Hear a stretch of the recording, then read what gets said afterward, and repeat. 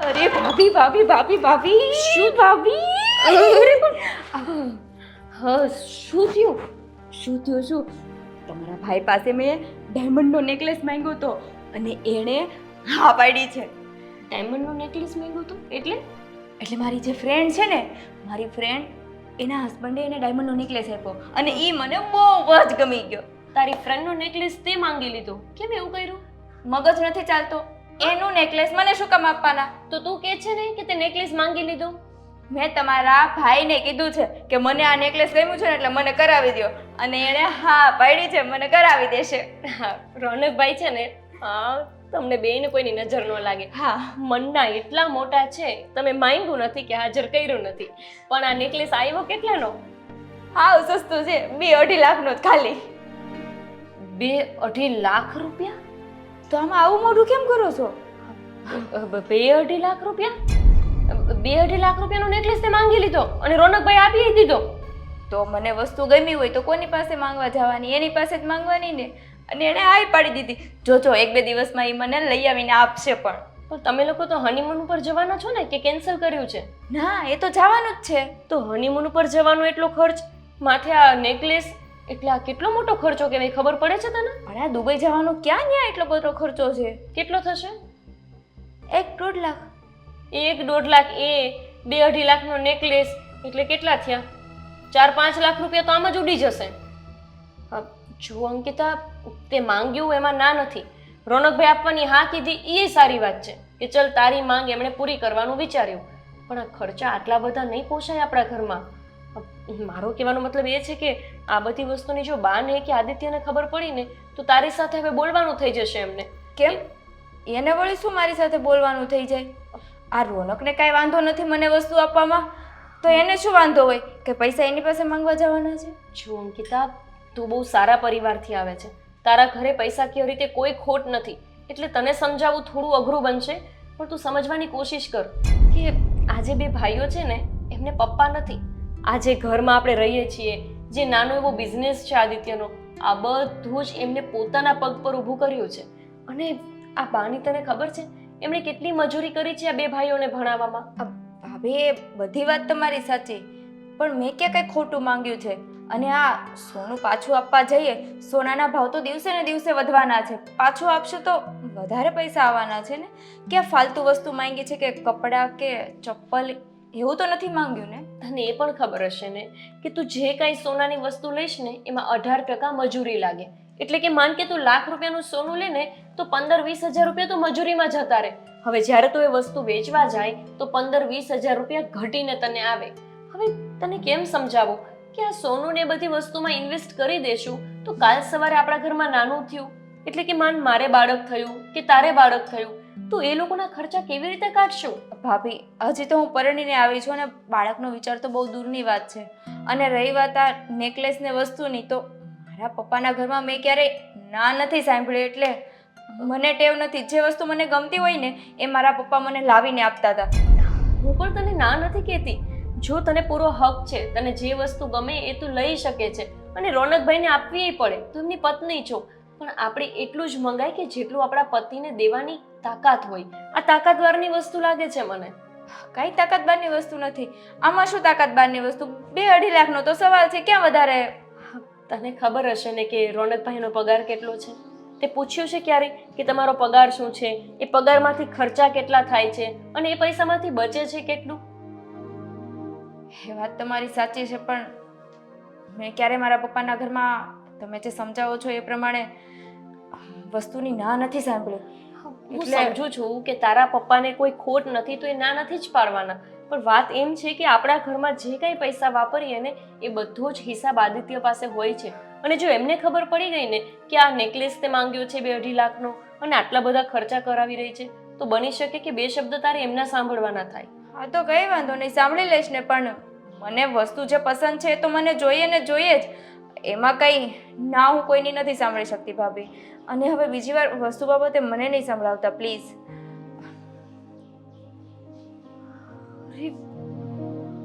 મારો સ્વભાવ આદિત્ય જેવો થઈ ગયો છે. બિચારી એટલી ખુશીથી આવીને મને ગોળ ગોળ ફરાવતી હતી. એણે એની ખુશી મારી સાથે શેર કરી અને મેં એને જ તે દુઃખી કરી દીધી. પણ હવે આ વાત આદિત્યને ખબર ના પડવી જોઈએ. બાકી આ વાત હવે મારા હાથમાં નહીં રહે. એ બોલ્યા વગર હવે નથી રહેવાના.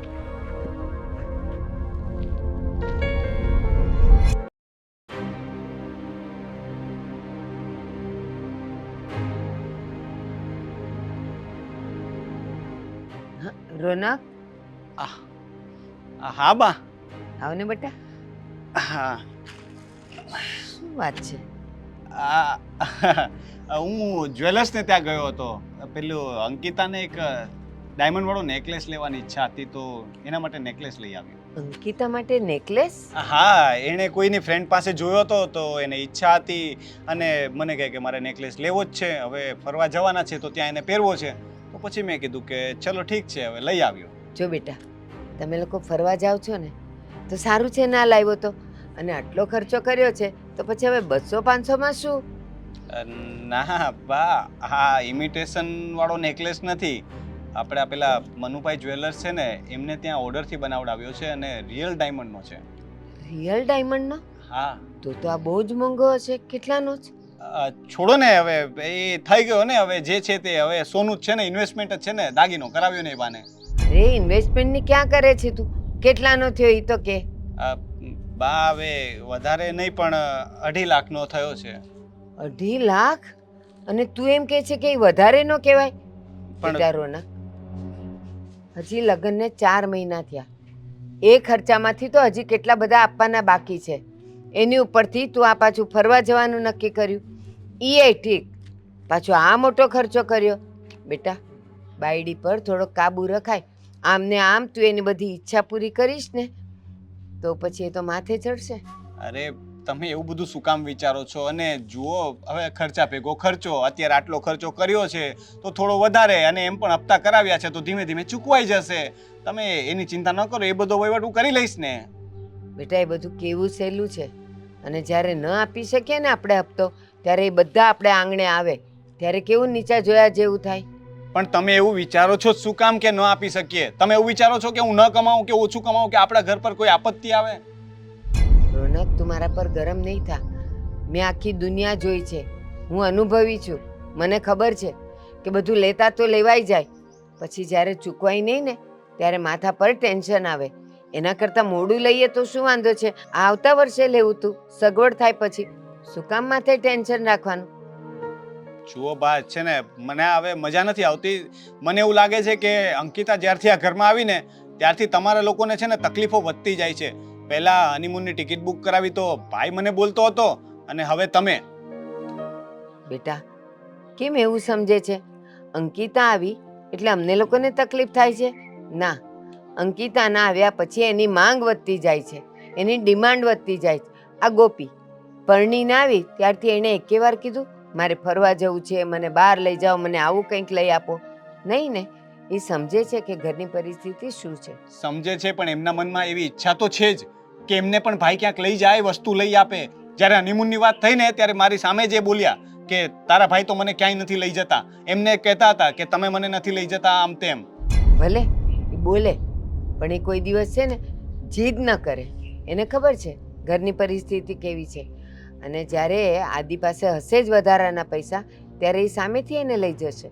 જુઓ બા, એવું વિચારે ને કે હશે ત્યારે કરશું, તો કોઈ દિવસ કોઈ વસ્તુ થતી જ નથી. અને ભવિષ્યની ચિંતામાં આપણે આપણું વર્તમાન ન બગાડાય. અત્યારે મોજ કરવાની હોય, અત્યારે ઉંમર છે. હવે અંકિતા તમારી જેવડી થશે ત્યારે પહેરશે આ બધું. હું એમ નથી કહેતી બેટા. આ તારા પપ્પાના ગયા પછી કેટલી મહેનતે તમે લોકો મોટા થયા, ભણ્યા ગણ્યા. અત્યારે ભગવાનની દયાથી તમે બે કમાવ છો એટલે આમ સારું છે, પણ પરિસ્થિતિ નબળી તો કહેવાય જ ને. શું નબળી પરિસ્થિતિ કહેવાય? તમારી વાતો નબળી છે બા. તમે છે ને વાતો ઢીલી કરો છો. આ ભાઈ પણ છે ને જ્યારે હોય ત્યારે પૈસા કરતો હોય, અને હવે તમે પણ શરૂ થઈ ગયા પૈસા. અરે પૈસા ભેગા કરીને ક્યાં જવું છે? સમય આવશે ત્યારે વધારે કમાઈ લેશું, વધારે ભેગું કરી લેશું. પણ અત્યારે એની એક ઈચ્છા હતી એને પૂરી કરી, તો એમાં તમને પ્રોબ્લેમ શું છે? કહું તને, ઢાક્યા કરમની ખબર નથી. ક્યારે શરીર નરમ ગરમ થાય, ક્યારે હોસ્પિટલના મોટા ખર્ચા આવે, તો એના માટે આપણે 2 પૈસા સાચવ્યા હશે ને બેટા, તો એ કામ આવશે. આ કામ નહીં આવે. કામ આવશે ત્યારે હું વેચી નાખીશ, બરાબર છે? પણ અત્યારે હું લાવ્યો છું અને હું અંકિતાને આપીશ, અને આ પાછું પણ નહીં જાય. ઠીક છે? ક્યાં આદિ ને ક્યાં રોનક.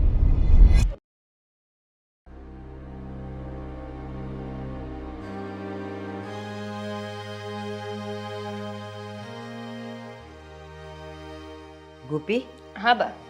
લા હું ઘડી કરાવું. અરે એ તો હું કરી નાખીશ. તમને ચા પીવાનો સમય થઈ ગયો હશે ને? હમણાં બનાવી આપું છું. ચાને હજી વાર છે, પણ મારે તને એક વાત કહેવી છે. કશું થયું? હમણાં રોનક શું લઈને આવ્યો એ ખબર તને? શું લઈને આયા? મને નથી ખબર. મારું તો ધ્યાન નથી ક્યારે આવીને ઘરમાં ગયા. ઓલી અંકિતા માટે 2.5 લાખનો નેકલેસ લઈ આવ્યો, રિયલ ડાયમંડનો. તમને કોણે કીધું બા? એ તો આવતો તો છુપી રીતે અંદર, મેં એને બોલાવ્યો, જોયો એટલે. હા. તો મેં એને પૂછ્યું શું છે આ બધું, તો કે હું લઈ આવ્યો. બા એટલે મને તો આ વાતની ખબર જ છે. મને અંકિતાએ વાત કરી હતી કે એને રિયલ ડાયમંડનો નેકલેસ માંગ્યો છે. જો કે જે રકમનો છે એ રકમ કોઈ નાની ન કહેવાય અને આપણા ઘરમાં પોસાય નહીં. પણ હવે શું કરવાનું, લઈ આવ્યા તો લઈ આવ્યા. અરે ગોપી, આ રિયલ ડાયમંડનો નેકલેસ છે, 5 રૂપિયાવાળી ચોકલેટ નથી. અરે આજે તો નાનું છોકરું ચોકલેટ માગે ને તોય તરત ન લઈ અપાય, જિદ્દી થઈ જાય. પછી બીજે દિવસે એ જ ટાઈમે પાછો ચોકલેટ માગે. તો પછી 2.5 લાખ. બા આવ બેટા. હા, શેની ચોકલેટ અને 2.5 લાખ વાળી ચોકલેટ ક્યાં મળે? ચા નાસ્તાની વાત કરી છે. નાસ્તો બનાવી દઉં હું તમને. ચા નાસ્તાની વાત તું રેવા દે. હા, અહીંયા બા ચોકલેટની વાત કરે છે અને તું ચા નાસ્તો કહે છે. ના ના, બાને હું બે એક જ વાત કરતા હતા. એ બધું છોડો ને. હા, મોડું નથી થતું તમારે? આજ જવાનું હતું કંઈક મીટિંગમાં. બસ ગોપી, વાત છુપાવવાની કાંઈ જરૂર નથી. બા આદિ. રેવા દો ને. આદિ. શું વાત છે કહેવા દે ને. બોલ. બા મારી વાત તો સાંભળો. ના, આદિથી કંઈ છુપાવાય નહીં. ઘરનો એ મોટો છે, ઘર ઈ ચલાવે છે, વહીવટ ઈ કરે છે, અને એનાથી વાત છુપાવે કાલ સવારે ઉતની થઈ ગઈ તો એ આપણને જ કહેશે ને. પણ એમનો મગજ તમને ખબર છે? હા, મને ખબર છે, તોય કેવું પડશે. શું વાત છે બોલો ને તમે. વાત કહો ને, એની વાત ઉપર ધ્યાન ના દો. કઈ નથી વાત આદિ. બસ કર. હા, વાત ચૂપ. ક્યાંય પહોંચશે. અરે કઈ ચૂપ. નહીં પહોંચે. શું વાત છે બા? રોનક અંકિતા માટે 2.5 લાખનો રિયલ ડાયમંડનો નેકલેસ લઈ આવ્યો. શું? હા. હા, એટલે એને કોઈ જીદ નહોતી કરી. હા, આ તો છે ને કે ભાઈને એવું મન થયું કે તું છુપાવવાની કોશિશ નહીં કર, જે છે એ કેવું જ પડે. રોનક 2.5 લાખનો રિયલ ડાયમંડનો નેકલેસ લઈ આવ્યો. મેં એને સમજાવ્યો, મેં કીધું આ છેલ્લા 5 મહિનામાં તું કેટલું કરી નાખ્યું. તારા લગ્નનો ખર્ચો તો હજી પૂરો નથી થયો, દેવું ચૂકવાયું નથી, ત્યાં તે હનીમૂનનું કાઢ્યું. ચાલ, એ પણ આદિએ સમજી લીધું કે ભલે જતો, સમજાવ્યા પછી. અને આ પાછું તું આ લઈ આવ્યો તો કે હા એની ઈચ્છા થઈ છે, તમારે નહીં બોલવાનું, એ મારે જ અરે ચૂકવવાનું. એનામાં બુદ્ધિ જેવું જ નથી કઈ. નથી. સમજ જ નથી પડતી. આદિત્ય એના ફ્રેન્ડે મને કીધું ભાઈ સાહેબે છે ને આ ઉપાડ લઈ લીધો છે, અને એ પણ એડવાન્સ. આ હનીમૂનનો ખર્ચો પણ ભાઈ સાહેબે ટિકિટ જે બુક કરાવી એ પણ પૈસા ત્યાંથી ઉપાડીને લીધા, અને બાકી હતું તો આ નેકલેસ લીધો, એના માટે પણ એને ઉપાડ કરી લીધો. હું વિચાર કરું કે આટલા બધા રૂપિયાની એને જરૂર શું પડી હશે કે ભાઈ સાહેબે ત્યાંથી ઉપાડ્યા હશે. મને એમ કે કઈ ચૂકવણું કરવું હશે, કા મને આપશે હાથમાં કે ભાઈ લો લગ્નમાં ખર્ચો થયો હશે તો તમે આ રાખો પૈસા, અને કોઈ ચૂકવવાના બાકી હોય તો ચૂકવી દેજો. પણ ના, એવું તો ના થયું. ભાઈ સાહેબ તો લાવ્યા નેકલેસ. આદિત્ય, ક્યાં છે નેકલેસ? તમે વાતને વધારો છો. વધારતો નથી, પાછો જ દઈ આવવાનો છે, અને છે ને હનીમૂન ઉપર પણ એને નથી જવાનું હવે. અરે પણ શું લાગી પડ્યા છો? એવી રીતે થોડી હોય. આ તમે કયો ને બધું કરવા માંડે. હવે કઈ નાના છે કે તમે કહેશો કે અહીંયા સ્કૂલે નથી ભણવાનું, આ જ સ્કૂલે ભણવાનું છે તોય ભણવા માંડે. જો બે માણસ વચ્ચે ઝઘડો થશે, એ એમની ઈચ્છાથી લાવ્યા છે અને એને કોઈ ફોર્સ નથી કર્યો. અંકિતાએ માંગ્યો અને એમણે આપી દીધો. જોઈન્ટ ફેમિલીમાં રહીએ છીએ તો શું થઈ ગયું? તો સમજ નથી પડતી. તારે કંઈ પણ લેવું હોય તો તું પહેલા બાને પૂછે છે ને, બાને પૂછ્યા પછી તું મને કહે છે કે બાએ હા પાડી છે, આ વસ્તુ આવશે ઘરમાં, હવે તમે લઈ આવશો. આદિત્ય, બધાનો સ્વભાવ એક જેવો ના હોય. તો કરવો જોઈએ ને. થોડું એને પૂછવું જોઈએ, બાને પૂછવું જોઈએ, મને પૂછવું જોઈએ. ત્યાર પછી આ ઘરમાં કંઈ પણ વસ્તુ લાવી હોય અમે હા પાડીએ તો લાવવાની. આદિની વાત સાવ સાચી છે. શું? જ્યારે આપણે ના બધા ભાઈઓને આપણે સાથે રહેતા હોઈએ ને ત્યારે ઘરના જે વડીલ હોય ને એની સાથે ચર્ચા કર્યા પછી વસ્તુ લેવાય. આટલા વર્ષથી તું આવી છે, તે ક્યારેય કાંઈ માંગ્યું? તે બહાર જવાની વાત કરી, તે ફરવા જવાની વાત કરી નહીં ને? તારે પિયર જવું હોય તોય 4 વખત આને પૂછે છે કે હું જાઉં. પણ પણ બાએ અરે આના તો લગ્ન શું કરી દીધા એટલે ચકલી ફૂલે કે ચડી ગઈ? હા, મનમાં આવે એમ કરે છે. અમે તો કઈ છીએ જ નહીં ઘરમાં, પોતે જ એક કઈ જાણે બધી ખબર પડે છે એમ કર્યા કરે છે. આદિત્ય ધીમે બોલો ને, હું સાંભળું છું. બાઈ સાંભળે છે. એ સાંભળશે તો તો કેવું શું થઈ જશે? સાચું બોલી રહ્યો છું આ ઘર માટે. બા તમે સમજાવો ને એમને. ખાલી ખોટા ઘરમાં ઝઘડા થાય એવું શું કામ કરે છે? એ સાંભળે તો કેવું ખરાબ લાગે. તો એ એને વિચારવાનું હોય કે આના પૂછ્યા વગર, મને કીધા વગર એ કઈ પણ વસ્તુ અંકિતા માટે લઈ આવે તો એને વિચારવાનું હોય કે સાથે રહીએ તો પૂછવું પડે એમ. આ તમે જરાય ચિંતા નહીં કરતા. હા, બરાબરની ખબર લઉં છું એની. આદિત્ય જાણે આ જોયા વગર ગમે કેવા ડિસિઝન લીધા કરે છે. આદિત્ય બા શું તમે તે એમને કહેવાની શું જરૂર હતી? ખબર છે તમને એમનો સ્વભાવ કે હવે એ બોલ્યા વગરના રહેશે નહીં. હા, અને ઢાંકીને રાખશું, અને જે દિવસે ખબર પડશે તે દિવસે તારી ને મારી આવી બનશે. મને ને તને તરત કહેશે તમે બે જાણતા હતા તોય મને વાત ન કરી. કેવું તો પડે. હવે એમની સાથે ઝઘડો કરવા ના જાય તો સારું. એક તો રોનકભાઈનો મગજ એ ગરમ છે અને આઈ સામે એવા છે. બે ભાઈઓ બાધી પડશે. જો ગોપી, એ બંને અલગ રહેતા હોત ને ગમે એટલા દેવા કરત ને તો આપણે એની સાથે કોઈ લેવા દેવા નહોતા. આપણા ઘરમાં રહી છે ને એટલે આપણે તો એ કેવું જ પડે અને જાણવું જ પડે. ઈ જેમ મન ફાવે તેમ કરે એ તો ન જ ચાલે. શું બા બહાર રહેતા હોય તો દેવા કરીને ફેર ન પડે? તમે કેવી વાત કરો છો? તમે પણ છે ને માં થઈને આ ખાલી ખોટો ઘરમાં ઝઘડો ઘાલ્યો છે. ના, હું જે કરું છું ને બરાબર જ કરું છું. ઘરની વાત ક્યાંય છુપી ન રહેવી જોઈએ. હું જઈશ ને પાછળ તો મને માર પડશે. તમે પણ બા